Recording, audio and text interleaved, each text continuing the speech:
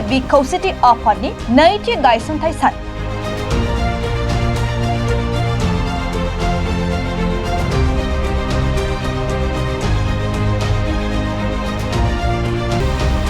नैथि गायसनथाइ सानखौ दिनै क'क्राझारनि तितागुरियाव सानसेनि हाबाफारिजों फालिदों।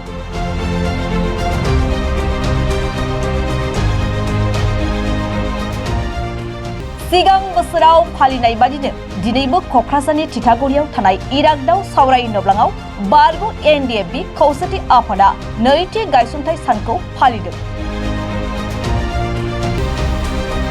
गायसनथाइ सान फालिनाय हाबाफारि बायदि फुंबिलिनि समाव आफादनि फिरफिला बिरहोनाय लोगोसे मुंख्लंफोरनो बिबार बावनाय हाबाफारिया जानानै थाङो।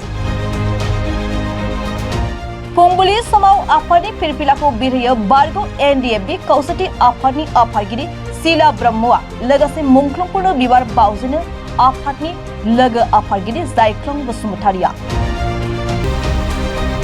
बेनि उनाव बारग' NDAB फोरनि जेंनाफोर जेरै रिहाबिलिटेसन जोबथेसालियाव जोबनानै दोनजानाय बारग' NDAB फोरखौ उदां खालामनाय, केस फोजोबनाय, मुंख्लं नखरफोरनि अनसुंथाइ मोननाय मोनै आरो गुबुन गुबुन जेंनाफोरनि सायाव मोनसे सावरायमेल लानाय जायो।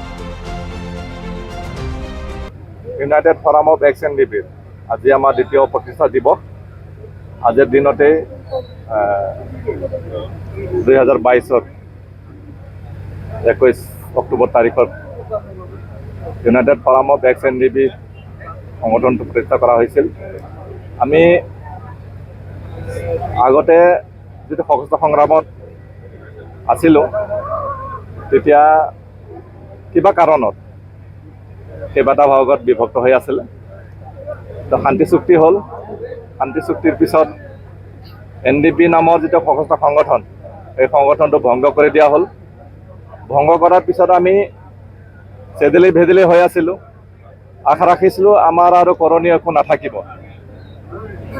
আমাৰ যি চৰকাৰ আছে অসম চৰকাৰ BTC চৰকাৰ এই শান্তি চুক্তিৰ জৰিয়তে যিখিনি দফা কাৰ্যকৰী কৰিব লাগে সেইখিনি সম্পূৰ্ণ কৰিব বুলি আমি আশা আৰু বিশ্বাসত আছিলোঁ। কিন্তু দেখা গ'ল যে আমাৰ সমস্যাসমূহ সমাধান হোৱা নাই। আমাৰ সমস্যাসমূহ বহুখিনি সমস্যা যেনে আমাৰ ৰিহেবিলিটেশ্যন পুনৰ সংস্থাপনৰ যি ব্যৱস্থা এই ব্যৱস্থাসমূহ হোৱা নাছিল। আমাৰ শ্বহীদ পৰিয়ালৰ যিখিনি সাহায্য পাবলগীয়া এইখিনি সম্পূৰ্ণ হোৱা নাছিল। তাৰপিছত আমাৰ যিবিলাক কেছ আছিল কেছটো অকল অসমতে নহয় গোটেই উত্তৰ পূৰ্বাঞ্চল পশ্চিমবংগকে আদি কৰি আমাৰ চুবুৰীয়া ৰাজ্য প্ৰত্যেকখন ৰাজ্যতে আমাৰ কেছবিলাক আছিলে। তাৰপিছত আমাৰ চুবুৰীয়া ৰাষ্ট্ৰ ভূটানত নেপালত আমাৰ কেছসমূহ আছিলে। এই বিশেষ যিখিনি আমাৰ অতি সোনকালে কাৰ্যকৰী কৰিবলগীয়া বা কেছবিলাক নিষ্পত্তি হ'বলগীয়া আছিলে সেইবিলাক হোৱা নাছিল। গতিকে দেখা গ'ল যে চৰকাৰে একো কৰা নাই। গতিকে আমি চৰকাৰকতো ক'ব লাগিব,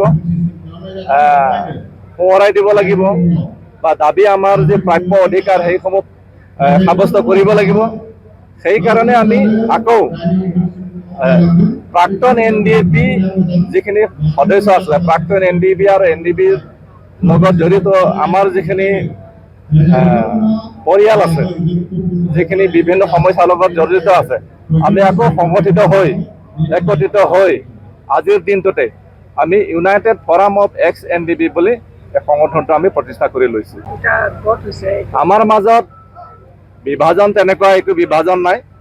আমি সুসংগঠিত আৰু অলপতে যিটো এটা এক্স NDB ৱেলফেয়াৰ এছ'চিয়েশ্যন বুলি কিবা এটা বনাইছে সেইটো আচলতে ৰাজনীতিৰ লগত যিসকল ওতঃপ্ৰোতভাৱে জড়িত UPPL দলৰ লগত যিখিনি তাত নেতৃবৰ্গ আছে গোটেইখিনি UPPL দলৰ বিভিন্ন বিষয়ত বিষয়ববীয়াসকল হৈ আছে। কোনোবাই কোনোবাই কি বুলি ক'ব এইটো DCDC চেয়াৰমেন, কোনোবাই আকৌ TCLCCৰ চেয়াৰমেন, ভাইচ চেয়াৰমেন, কোনোবাই আকৌ বিভিন্ন ধৰণে সেই দলৰ লগত জড়িত। এইটো ইলেকশ্যন কেন্দ্ৰিক। ইলেকশ্যন অহা 2025 যিটো ইলেকশ্যন আহি আছে, ইলেকশ্যনত আমাৰ দাবীসমূহ সিহঁতে উত্থাপন কৰিবলৈ কাৰণে বা চৰকাৰক প্ৰেছাৰ দিবলৈ কাৰণে নহয়, সিহঁতে যিখিনি NDB সদস্য UPPL দলত মানে আছে, কোনোবাই ডেপুটি চিফ, কোনোবাই EM, কোনোবাই MCLA আছে, সেইখিনি হয়তো অহা 2025 নিৰ্বাচনৰ সময়ত টিকেট নাপাবও পাৰে। সিহঁতৰ টিকেট পোৱাটো হয়তো কঠিন হৈ পৰিছে। সিহঁতৰ যিটো নেকি আজি তাৰিখত যিটো পজিশ্যন, সেই হিচাপে সিহঁতৰ টিকেট পোৱাটোৱে কঠিন হৈ পৰিছে। গতিকে এই মানুহখিনিক লৈ পেলাই টিকেটৰ দাবী কৰিবলৈ কাৰণেহে সিহঁতে বনাই লৈছে। এইটো NDBৰ সমস্যাসমূহ সমাধান কৰিবলৈ কাৰণে, দাবী উত্থাপন কৰিবলৈ কাৰণে নহয়, টিকেট দাবী কৰাহে সংগঠন এইটো। ইহঁতে গোবিন্দ বসুমতাৰী, ফেৰেংগা আৰু কোনোবা চানজাৰাং, সিহঁতৰ টিকেট দাবী কৰি দিবলৈ কাৰণেহে সিহঁতৰ প্ৰয়োজনৰ খাতিৰত বাকী যিখিনি সিহঁতৰ লগত জড়িত যিখিনি প্ৰাক্তন NDB সদস্য, সেইখিনি সিহঁতে টিকেট দাবীদাৰ সংগঠন হিচাপে বনাই লৈছে, বাকী একো নহয়। চাব, এইটো সম্পূৰ্ণ ইলেকশ্যনৰ মানে এইটো এটা উদ্দেশ্য কৰিহে এইটো সংগঠনটো বনাইছে। বাকী যিসকলে আছে সিহঁতে ভালকৈ জানে।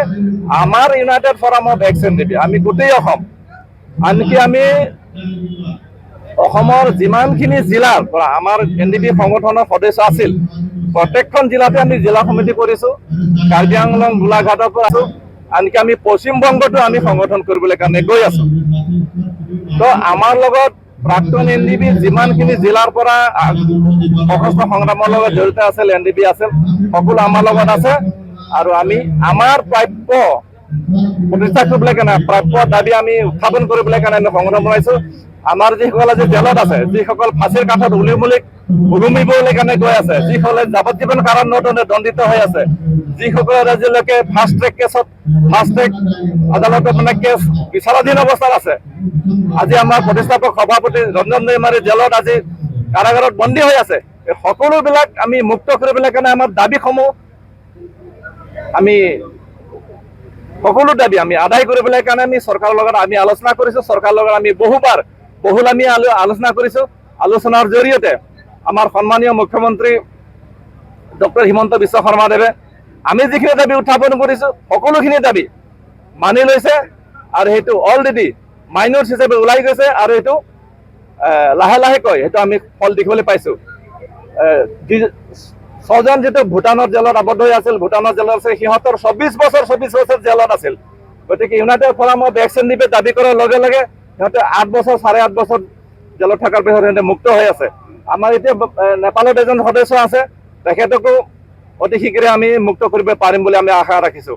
আৰু কেছসমূহ নিষ্পত্তি হ'বলৈ গৈ আছে, নিষ্পত্তি হৈছে, অলৰেডি বহুখিনি কেছ নিষ্পত্তি হৈছে। আৰু গোটেই উত্তৰ পূৰ্বাঞ্চলত অসম, নাগালেণ্ড, মেঘালয়, মণিপুৰ, ত্ৰিপুৰা যিমান কেছ আছে, পশ্চিমবংগ, সকলোখিনি কেছ, সেই কেছসমূহ নিষ্পত্তি কোৱা হ'ব বুলি আমাৰ সন্মানীয় মুখ্যমন্ত্ৰীয়ে আমাক কথা দিছে, আৰু সেইটো আমি কাৰ্যকৰী দেখিবলৈ পাই আছোঁ।